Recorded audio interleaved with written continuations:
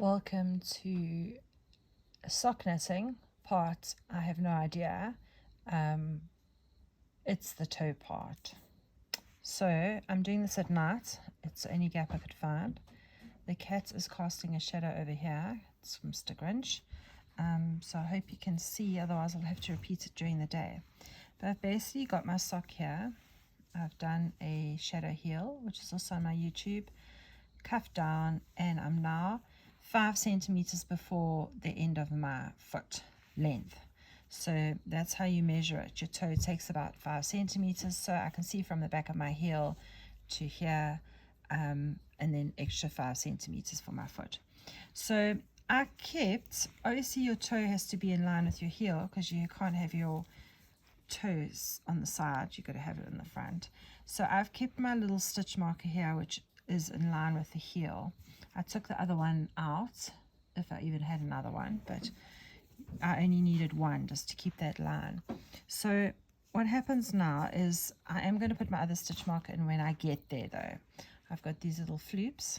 They are beautiful for socks. I'm finding they're not even leaving a ladder where I have them in. Often I have a ladder down here, just because the stitches are like kept apart somehow with the stitch marker, but these just magically don't do that. So what I'm going to do is for your sock, for your toe, you basically start decreasing on the sides to get that little pointy like toe thing. Here's one I did earlier. So you've got your decreases on the sides. You eventually end up having to put your stitches onto flyers, which are flexible DPNs. Stuck one in here. There. Just because you have so few stitches, they don't actually fit round on the small circulars. So I've nearly finished decreasing there, and then I'll kitchen. I think I need 10 stitches and there's 12. So I'll show you how the flyers work as well. So let's first start with the decrease on the toe. So you're going to get your stitch marker, which marks one side of your heel, and I'm going to start doing the decreases after my stitch marker. So just slide it across. So after your stitch marker, the decrease that you do is a knit one, and then it's a slip as if to knit, a slip as if to knit, and then you knit those 2 stitches as you've slipped, you knit them together as one. So it's called a slip slip knit. So I've basically decreased by 1 stitch, and it's this side of the stitch marker. It's a right leaning decrease because your stitches are going to lean like this. You're going to have that line going like that. Now I know that I've got 64 stitches. I've just decreased 1, so I should have 32 here, and over here when I finish the other decrease I'll have 30 because I'm decreasing 1 on each side. So I'm just going to count them as I stitch. 1, 2 as I knit, 2, so I know where to put the next decrease. That's 3, 4, 5, 6. So just bear with me. 7, 8 as I count. 9, 10, 11, 12, 13, 14, 15. Halfway there. We're on the bottom of the foot now. 16, 17,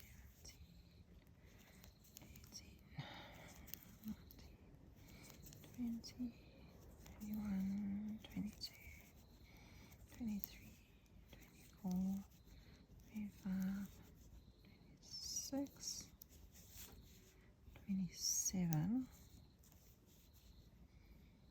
27, 28, 29, 30. Hang on. 30, but that's after I decrease. So 1 more, I think. Gosh, shouldn't do this when you're tired. You just can't cheer. Okay, so we've got 2, 4, 6, 8, 10, 12, 14, 16, 18, 20, 2, 4, 6, 28. And then I want to have 30 stitches, and I'm going to decrease 2. So 28, 29 together, and 30. So imagine that there is a stitch marker in the right place, which is here. I'm just going to pop it in. maybe so you don't confuse yourself, do a row where you pop that, one round where you pop your stitch marker in. Okay, so basically that stitch marker is in the middle of my well, it's on the side of my sock. So I've got 32 stitches on this side, and this side I have got 32, except I've now got 30 because I'm going to decrease. So when you get to the stitch marker, this decrease is a knit 2 together, knit 1. So you stop 3 stitches before your decrease, or before your stitch marker. You knit 2 together. So just a normal knit 2 together and knit 1. Slip the stitch marker. Now remember I said after your stitch marker it's a knit 1 and then a slip, slip, knit. So we basically decreased there. Now we're going to decrease the same on this side. So I'm going to knit to the next stitch marker.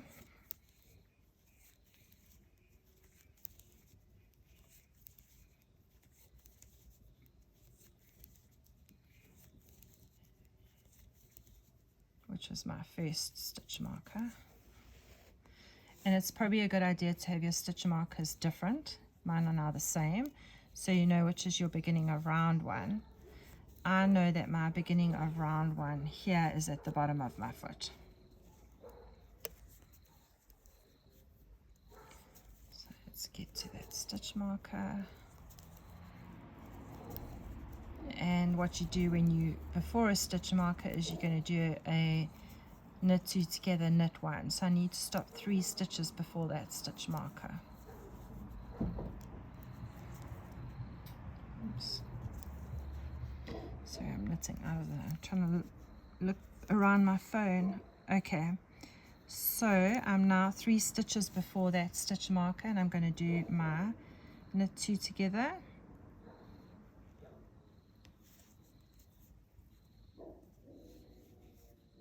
And my knit 1. So now I'm back to where I started. This is my first decrease here. You can't really see it, but I've got a little decrease here. So my next round I'm going to just knit. I'm going to knit all these stitches all the way around to this marker again. And when I get to this mark, I'm going to slip it and I'm going to do a decrease here. After the marker, it's a knit 1, slip, slip, knit. Then I'm going to knit, knit, knit all the way to here. Stop 3 stitches before, and I'm going to do a knit 2 together and a knit 1. Slip the marker. After the marker, I'm going to go knit 1, SSK, slip, slip, knit, all the way back round to just before this marker, and I'm going to knit 2 together, knit 1. And then my next round will be a normal round. So you're basically doing a decrease round all the way around and a normal round. So what happens is, as your stitches become fewer, you'll need to put them onto flyers or flexible DPNs or those old-fashioned wooden DPNs, etc. And what happens is now you're treating in between here as like a stitch marker. So every time you start a new needle, you're going to do the same as what you do after a stitch marker. You're going to knit 1, slide those on, and I'm going to go S, S, K, so slip, slip, knit.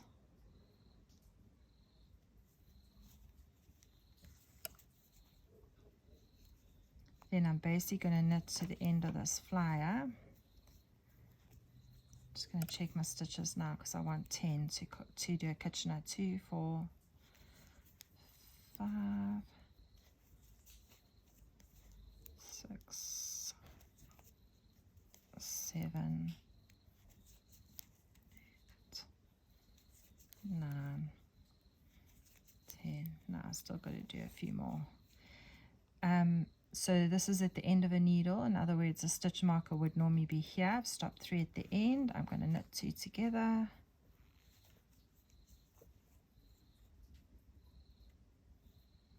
And knit 1. Then that flyer comes out and becomes your next working needle. Return. Okay, now I'm on my new needle, so I'm going to go and knit 1, and then I'm going to go a slip, slip, knit. And as I do this knit stitch, I'm just going to tighten up that stitch.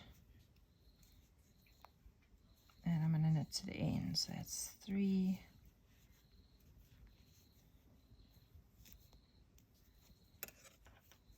4, 5, 6, 7, 8, 9, 10. Okay, so I'm 3 before, I'm going to knit 2 together.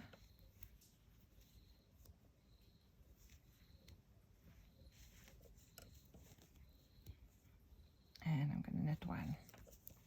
So that's 2 decreased rounds. Now I'm going to knit a plain round.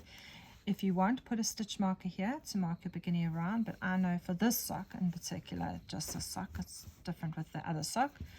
It's just wherever you decide to start decreasing, or wherever you started.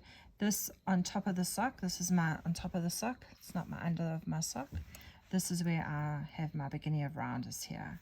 So now I'm going to knit and do my last round of decreases, and then I'll be ready for Kitchener. So that is your toe. It's not difficult. It's basically decreasing on each side to get that nice little curve, and 1 decrease round, 1 knit round. And it makes such a nice little decrease ridge. So there we go. I'll show you Kitchener maybe on Sunday. Okay, have a good weekend.